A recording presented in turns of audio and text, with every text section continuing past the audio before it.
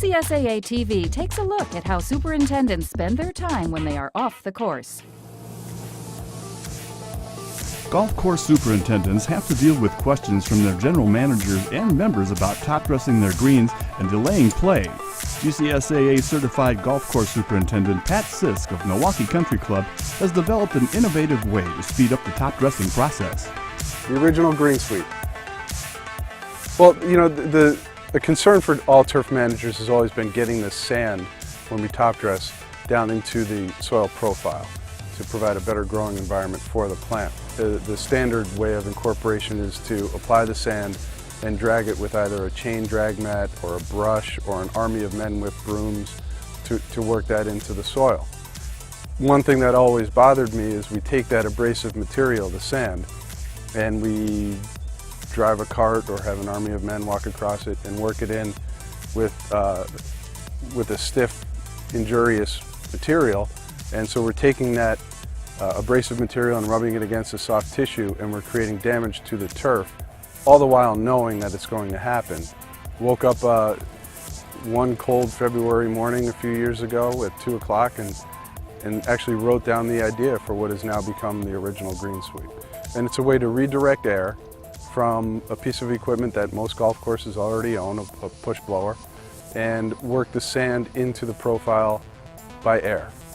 The beauty of the original Greensweep is that I've taken the vehicle off the green and I'm able to get into little nooks and crannies of putting greens, tees, approaches that, or in the past, we haven't been able to effectively get to with a chain drag mat or a brush. During the design process, Sisk started with the basics.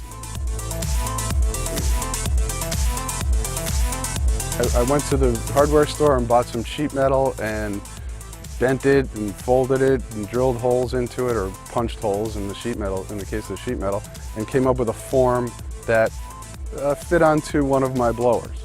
This was the sheet metal version that I hammered out at home to fit on the blower and prove if I can get it on there effectively.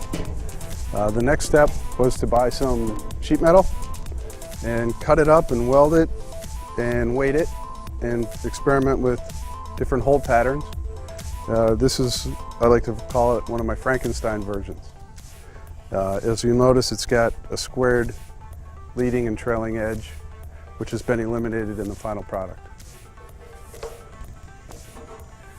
Last but certainly not least, our latest version of the original Greensweep, 5.5 by 5.5 in diameter, an effective hold pattern to redirect the air toward the surface you're blowing into, a slot for the adjustment tab, and rounded leading and trailing edges to help protect your turf.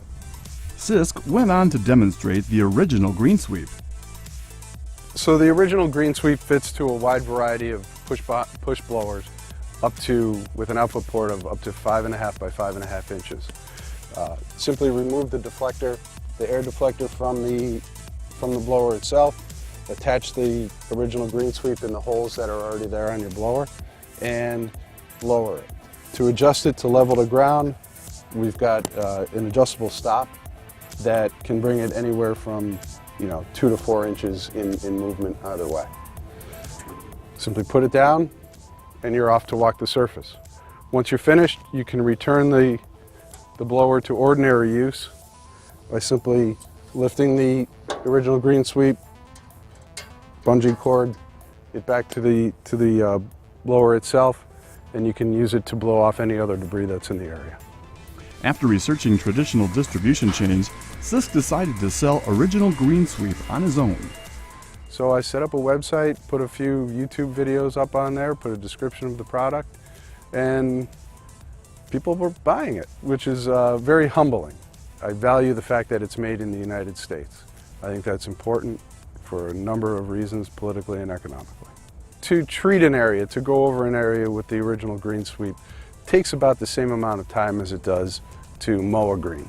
It's 22 inches wide, so about the same width as any greens mower out on the market. And as opposed to dragging, it may take a bit longer. However, what we've found out is that areas where the sand or other top dressing material is over applied, we're able to clean that up right away. And that has saved me a lot of time in having men have to go back into the areas, particularly on tees or approaches where you may over-apply into the rough. So we've been able to get that cleanup done real quick.